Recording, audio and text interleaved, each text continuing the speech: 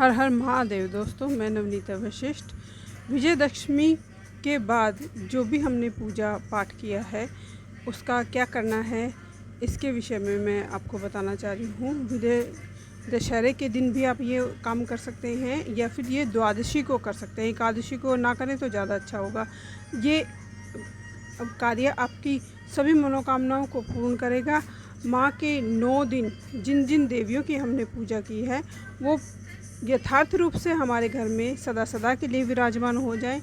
इसके लिए जिन जिन देवियों का हमने आह्वान किया है उन सब की आपके घर में सदा सदा के लिए स्थापना के लिए मैं ये उपाय बता रही हूँ। जो कलश आपने रखा हुआ था उसको थोड़ा सा हिला दें, और जो जोत जगाई थी माँ की अखंड, आप उसको भी थोड़ा सा हिला दें।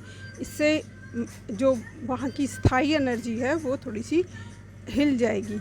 अब जो कलश आपने वहाँ पे रखा था, उस कलश में जिन जिन देवियों की आपने स्थापना की थी उन देवियों की अगर मूर्ति आपके पास है तो उन देवियों को प्रार्थना करें कि वो उन मूर्तियों में रह के आपके परिवार को और आपको आशीर्वाद दें।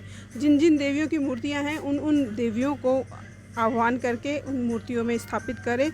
जिन देवियों की मूर्तियां नहीं हैं या जिन देवी देवता को आपने स्थापित तो किया था लेकिन उनकी मूर्तियां नहीं हैं तो उनको आप नारियल में ही समाहित रहने दें।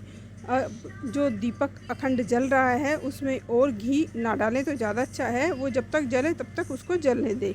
इसके अलावा ऐसा कोई विशेष नहीं है कि घी नहीं डाल सकते, डालना चाहें तो डाल सकते हैं, वरना डालने की अब कोई ज़रूरत भी नहीं है।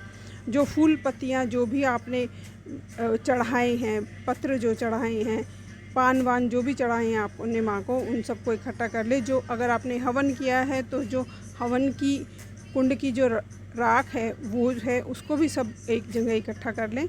अब जब कलश में जो जल है उस जल को, नारियल को हटा के जो पान के पत्ते आपने या आम के पत्ते या अशोक के पत्ते लगाए हैं उन पत्तों की सहायता से या अपने हाथ में अंजलि लेकर जो भी कलश में जल है उस जल को आपको अपने पूरे घर में छिड़कना है। पूरे घर में आप इसको छिड़कें, बाहर भीतर रसोई में कोई भी कोना ऐसा ना हो जिसमें कि आप इस जल को ना छिड़कें। अलमारियों में भी आप इस जल को आप छिड़क सकते हैं। बहुत ही चमत्कारी और प्रभावशाली ये जल है। आपके अन्न के, धन के भंडार भर जाएंगे। अगर जल फिर भी बच जाता है तो इस जल को आप अपने पौधों में थोड़ा थोड़ा डाल सकते हैं। इसके अलावा भी इस जल को आप अपने घर के प्रत्येक सदस्य के ऊपर भी ज़रूर छिड़कें। धन सुख समृद्धि का बहुत ही चमत्कारी और बहुत ही अचूक ये असर करता है और उसके चमत्कार आपको बहुत ही शीघ्र आपको देखने को मिलेंगे। इसमें आपके बहुत से अनोखे कार्य जो आप चाह रहे थे हो जाएं वो चमत्कारी रूप से होंगे। घर के प्रत्येक सदस्य पर जब आप ये जल छिड़केंगे तो आप एक ऊर्जा का अपने अंदर प्रादुर्भाव आपको महसूस होगा और एक नई ऊर्जा आपको अपने अंदर समाहित होती हुई मिलेगी। अब लाल पीले कपड़े में जो भी सामग्री आपने कलश में रखी थी, चाहे वो चावल थे या इलायची थी, सिक्के थे, केसर था, कपूर था, जो भी आपने अपने कलश में डाला है वो सारा सामान, जितना भी आपने डाला है अपनी सामर्थ्य के अनुसार, जो भी आपने सामान उस कलश में डाला है वो कितना भी हो वो सब, चाहे वो चांदी के सिक्के अगर आपने डाले हैं तो वो, सोने का सिक्का अगर आपने डाला है तो, अगर 5 का ही सिक्का आपने अगर डाला है तो वो भी आप सब सामान इकट्ठा कर लें और उसको छान ले। जैसे छाननी से पूरा सामान वो उसका आ जाना चाहिए। और जो सुपारियाँ आपने जिन जिन देवताओं की डाली हैं उन सुपारियों को भी उस एक जगह इकट्ठा कर लें।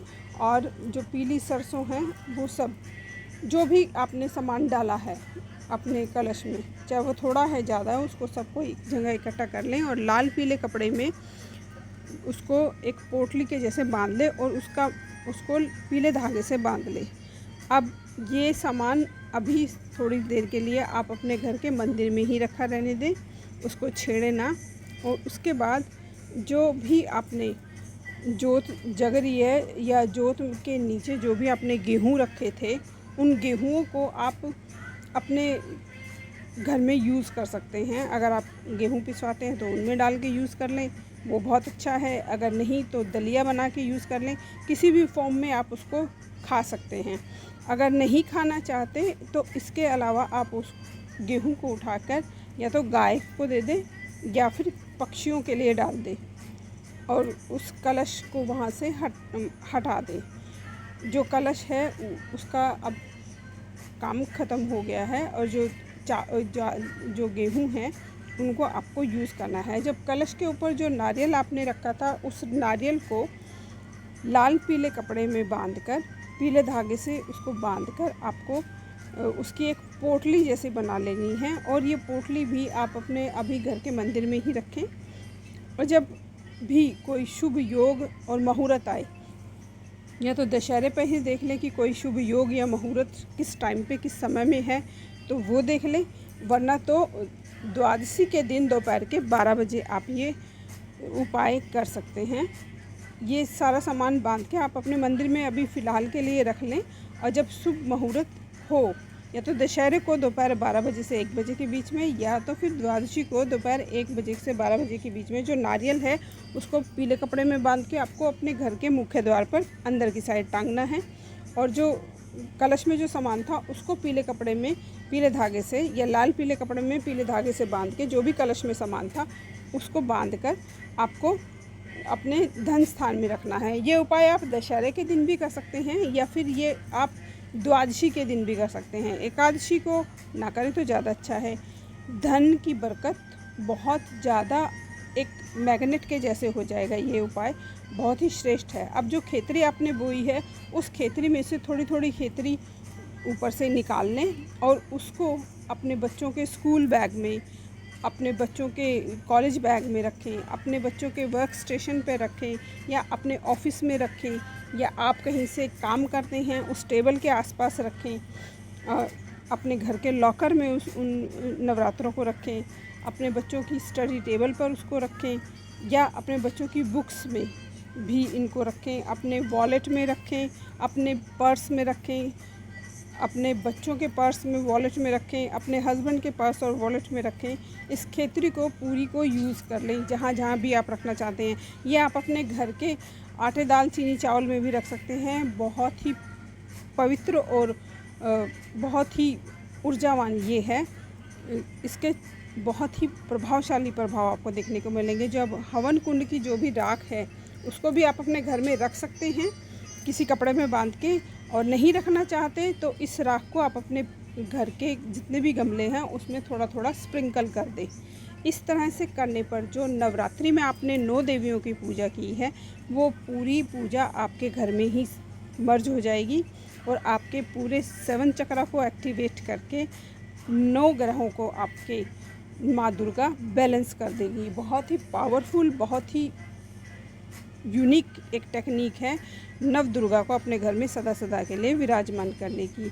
भाव से करें, विश्वास से करें। माता रानी आपकी सभी मनोरथों को पूर्ण करें, आपकी सभी मनोकामनाओं को पूर्ण करें। इसी भाव और विश्वास के साथ धन्यवाद दोस्तों, नमस्कार।